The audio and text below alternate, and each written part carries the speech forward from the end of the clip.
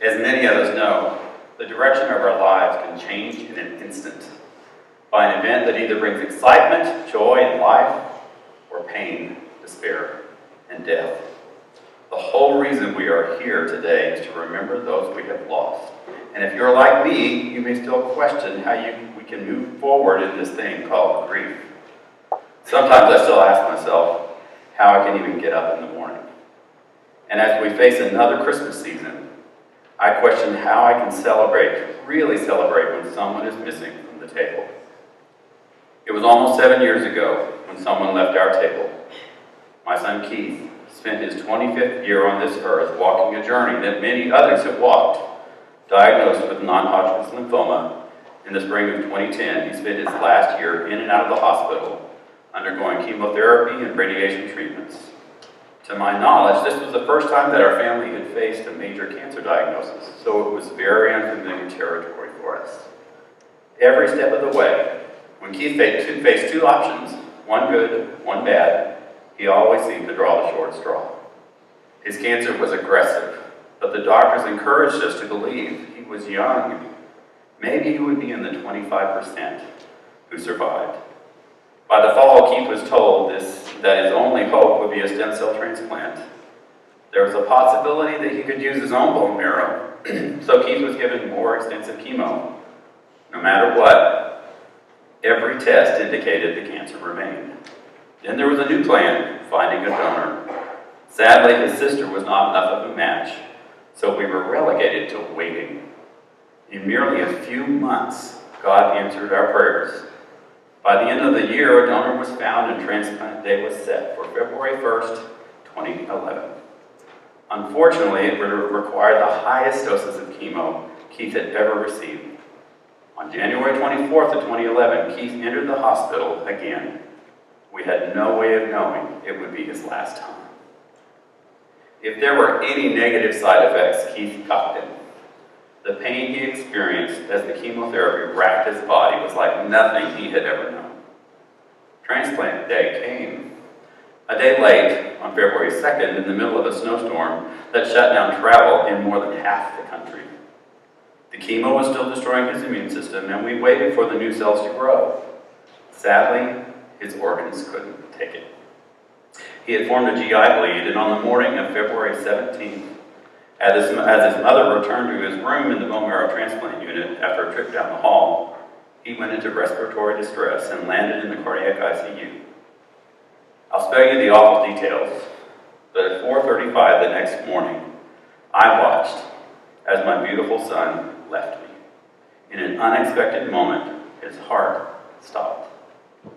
The nurse in the room with him was quick to respond, calling for a crash cart, and the crew in the ICU worked to bring him back. All I could do was stand to the side and watch with my hand raised, trying to worship God and not sure what to pray.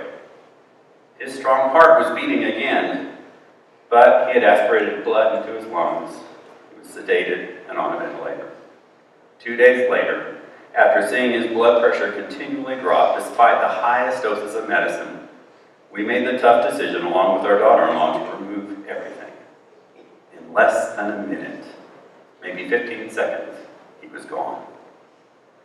God was present in that room, and the ICU staff seemed amazed at the peace that surrounded us. We were numb, but we were okay. God has an amazing way of giving us what we need when we need it. In time, though, the numbness fades and reality sets in. For us, grief had begun the year before Keith's death, but we did not fully understand it. Now it is a path on which we walk every day. Yet just as Paul expressed in Romans, we are learning that in all things God works for the good of those who love him, who have been called according to his purpose. One of the biggest challenges has been understanding his purpose and pursuing it despite the gaping wound that Keith's death has caused. For me, I went back to school and completed a master's from LakeRidge University. And for the last 2 years, I've been working on my supervised hours to become a licensed professional counselor. I was already considering a counseling career when Keith got sick, and his death has certainly impacted how I work with other people. Sometimes It is really hard to walk with others who experience the trauma that comes from living in this fallen world, but every day I know God is in it. When I was asked to speak today, it was mentioned that as a counselor, I might be able to talk about grief from a different perspective. The truth is, no amount of book learning could have prepared me for this journey. Grief is a very personal thing. Clarissa and I saw pretty quickly that we grieve differently. We needed to give each other space to figure out where to go from here. If I have discovered anything, it is that there really are no right or wrong ways to grieve. Merely making it through another day is a success at times. Many days have been a mixture of clarity and confusion, dark despair and bright joy. God has never felt so close, yet so far away. People tell me that I grieve well. Sometimes I wonder. For years I've been working with a counselor of my own about many of the issues in my own life. So I was blessed to already have someone walking beside me. Plus I have a best friend who happens to be a counselor, and I'm very involved in a men's group where I've had the freedom to share what I need. Another practice I picked up along the way is journaling. If you haven't done it, it might be worth considering. There have been times of great inconsistency, but as I look back, I am encouraged by God's faithfulness, even in my times of greatest doubt. The importance is being honest about everything. As I consider what to say today, I decided to share some of what I have written along the way. For the first few months after Keith died, I was trying so hard to simply accept that God had a plan, that something good would come out of all of this. But after 4 months in, things started to change. In May of 2011, I wrote, "Sitting in darkness, sleep eludes me. The only word in my thoughts tonight is disbelief. I cannot believe what has happened to us. How could this have become our story? I cannot remember the last time I prayed and felt God was truly listening. How sad it is that the closest I have felt to God lately is during simple prayers before meals. In the span of 30 seconds, I do my duty to thank the giver of all things. Yet in the darkness, when I should cry out the most, I have no words to say. Why is everyone so quick to remind me that God has a plan in all this? Yes, He is sovereign. He is the only one worthy to reign over all creation. The day will come when our tears are wiped away, when we understand His plan, when we see the purpose of this loss. But this is little recompense for the here and now. I've joked lately that God and I are not on speaking terms. This seems to unnerve my Christian friends. They rush to His defense. In truth, I am angry. This ever-important element of the grieving process is what keeps me from talking to God. I want nothing to do with Him at the moment. I have not lost my faith. I know exactly where it is. I merely have no desire to carry it with me. Punishing God with my silence will eventually come to an end. Lord, why do you have to be such a jerk sometimes? Why is it the hard road is the best one? Despite my anger, I started school in August 2011. At times I wondered if it was too soon. Clarissa wondered if it was too soon. But she made a comment that helped me. She told me that I probably needed a new purpose in life, rather than to simply survive from day to day trying to work. It was hard. Sometimes I would stare at the wall for hours at work. Thankfully, my boss eased up on some of what he expected. And doing homework, especially writing papers, was like trudging through an emotional tar pit. Our first Christmas was not easy. Sitting through this memorial service, which we had done for years to honor Clarissa's dad, was tough. You may be feeling the same way today. On December 29th of that same year, I wrote, "Going through the motions." That is the best way to describe Christmas this year. There were good moments and difficult moments. I want to change, but I'm unsure of what that means. God is present, but I struggle to be present myself. Will this ever make sense? Does it need to make sense? One breath, one step, That is all I should worry about as I walk this journey. If you can't tell, I was feeling pretty lost. My anger hung on for a while. I spent about a year not really talking to God. All of this, mind you, while I was studying to become a Christian counselor. There have been many times along the way that I have thought of Job's wife saying, "Curse God and die." Well, I have cursed him. I did not die. He loved me through it. I read somewhere that the grief journey will never get easy, but it does get better. I am finding this to be true. People say the wrong things. I sometimes say the wrong things to others who are hurting. But in ways I do not always understand, it really does get better. In school, I was taught as a counselor to not give advice. But when it comes to grief, there is one thing that I always share. In 1998, after the death of Clarissa's dad, Mary Kay McCauley Stone told us something that has sincerely helped. Whatever emotion you are feeling, revel in it. Essentially, this is saying that if you are sad, let yourself be really sad. If you are happy, which we oftentimes struggle to embrace, let yourself be really happy. What I have learned is that God sends the emotions we need in order to heal. Pushing any of them aside only delays our healing process.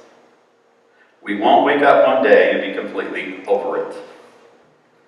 Norm Wright, one of the counselors behind Grief Share, stated at a conference I attended that it can oftentimes take 6 to 10 years following the death of a child before life begins to feel normal again. So when I'm having a really bad day, I remind myself that everything is to be expected. Where am I today? I'm better. Some days, I don't feel like it. Keith's death has been the most significant redefining event of my adult life. In 2016, I lost both my mother and my oldest brother, the closest of my 5 siblings, yet the grief for Keith overshadows any pain I feel about them. I want to ask you to track with me for a moment. In closing, I would like to share a final journal entry from May of this year. It was written after hearing a story in a sermon by our pastor, Wendell Boyd. So some of you may recognize it, especially Wendell. Sitting in my seat that Sunday, I experienced what I might describe as a vision that was directed by the Holy Spirit. And what I saw has helped me realize that I am not as controlled by my anger, but I'm closer to really accepting what has happened to us. My pastor shared a story on Sunday that has impacted me a great deal. In 1998, he and his wife were given the opportunity to visit the Oedipal Gospel Church in Seoul, South Korea, the largest church in the world with more than 850,000 members. Pastor Yong-Yi Cho told a story about an experience in his life when God called him to speak at a gathering of more than 1,000 Japanese pastors. As he stood before the crowded room, the emotion Yong-Yi Cho carried deep inside came bursting forth at them. Pointing an accusatory finger, he cried out, "I hate you, I hate you, I hate you." The Korean people and some from his own family were treated horribly by the Japanese during World War II. The pain was too much to forgive. After proclaiming his hatred, Pastor Cho began to weep. Individually, each of these Japanese pastors approached the stage, knelt before him, and asked for forgiveness. As more time passed, his tears ceased, and the next words he could say were, "I love you, I love you, I love you." As I listened to the retelling of this story, I imagined myself standing alone in a room before God, yelling these same words, "I hate you, I hate you, I hate you." The pain of losing my son is too great. How can I ever forgive a God who holds the power of healing in his hand and refuses to share it while watching my son suffer? How can I ever forgive a God who watches as his mother and I continue to mourn? Will we ever be comforted? My wife told me recently that she feels as if enough time has passed and God should simply send him back to us. Realistically, we understand this will not occur. So where am I to go from here? In truth, God owes no recompense for the death of my son. He did nothing for which forgiveness is needed. Could he have healed Keith?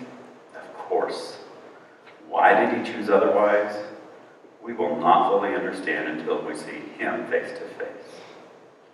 If I play out the story in my mind, I see God the Father, the creator of all things, kneeling before me, expressing his sadness about the pain I feel. His words to me, "I am sorry this causes you pain," are not acceptance of blame for the circumstance. The fallen world in which we live is the source of all death. God is the source of all life. He will someday hold me by the hand as I step from this world into the next. From my perspective, I will not die. My spirit will simply follow where he leads. How can I struggle to see this very thing is what happened to my son? His body died. He did not. He lives, yet I miss him so. Every day is a reminder that he is gone. Help me, Lord, to also see every day is another day closer to seeing him again. God, I love you. I love you. I love you. My prayer for each of us here is that we can embrace all the emotions we might feel during the holidays, and that we will allow God to walk with us each and every step of the way.